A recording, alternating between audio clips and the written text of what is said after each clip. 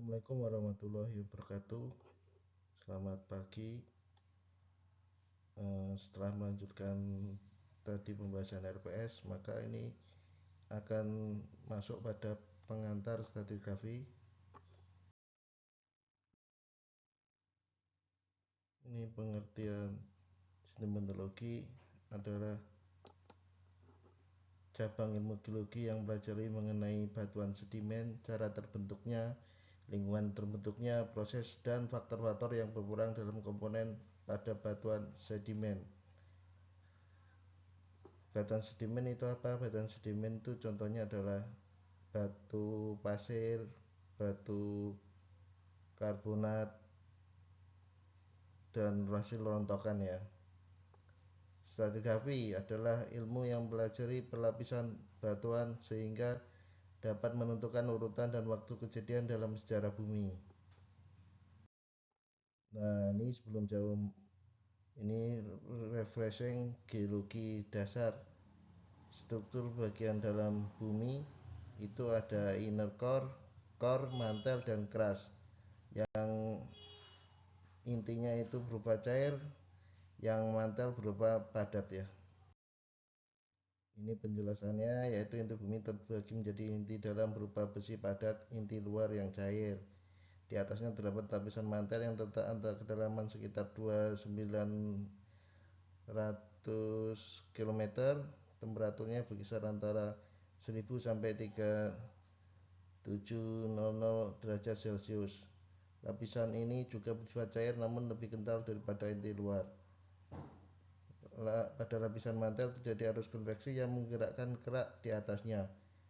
Di bagian terluar bumi terdapat lapisan kerak yang relatif dingin, padat, dan tipis. Kerak terbagi lagi menjadi kerak benua dan kerak samudra. Ini adalah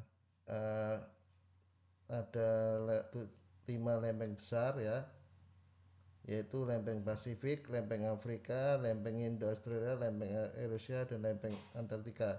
Jadi bumi ini dibagi lempeng ya, yang seperti yang tertulis di Al-Quran bahwa gunung-gunung itu juga bergerak ya. Dan ingatlah hari ketika ditiupkan sengkala, maka takutlah segala yang di langit dan segala yang di bumi kecuali siapa yang dikehendaki Allah, dan dengan merendahkan dan kamu lihat gunung-gunung itu, kamu sangka dia tetap di tempatnya padahal ia berjalan seperti berjalannya awan. Begitulah perbuatan Allah yang mencipta dengan sempurna segala sesuatu. Sesungguhnya Allah Maha mengetahui apa yang kamu kerjakan. KS An-Naml 8788. Ini sectionnya ya. Jadi antara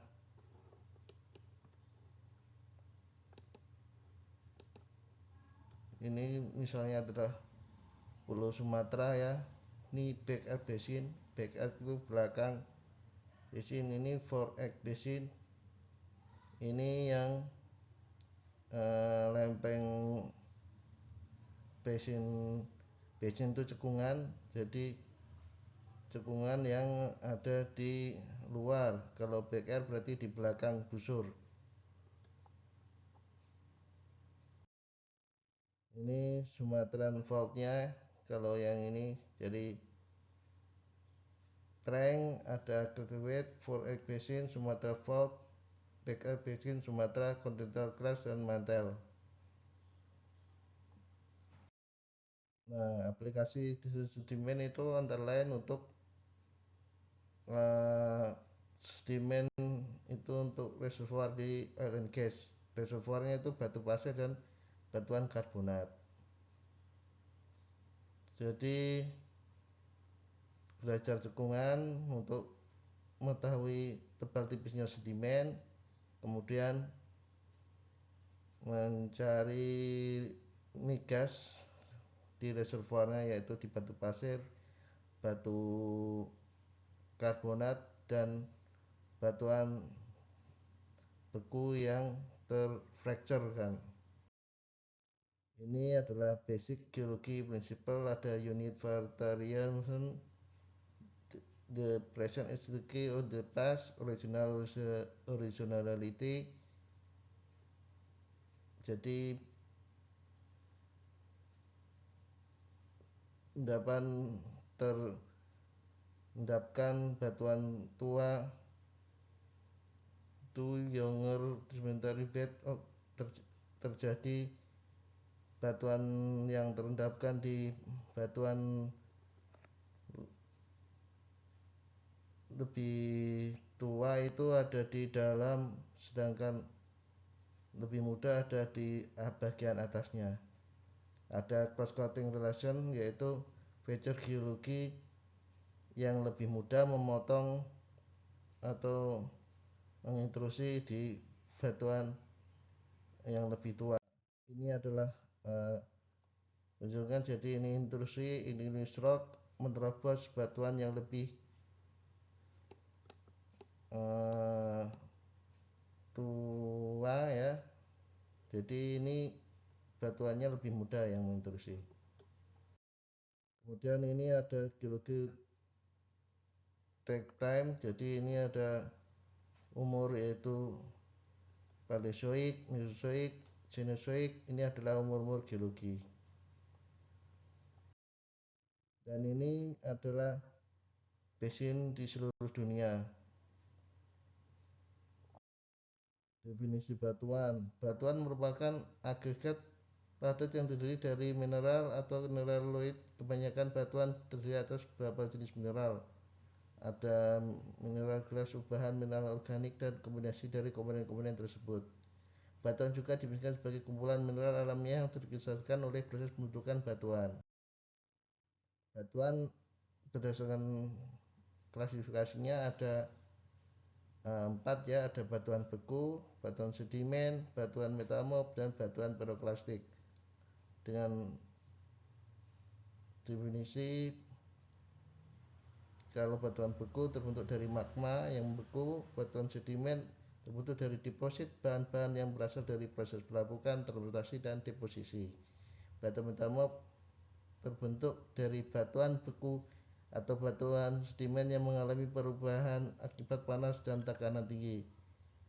Batuan yang terbentuk dari material vulkanik, yaitu batuan piroklastik. Jadi distribusinya ini, batuan beku ada di bagian luar, batuan sedimen di permukaan. Jadi di batuan metamorf di inti, dalam, inner core, mantel, kerak bumi bagian dalam. Ini adalah siklus batuan dari batuan beku, igneous rock, kemudian ke sedimen, ke jadi batuan sedimen, kemudian jadi batuan metamorfik, melting, kembali lagi, muter lagi ke igneous rock.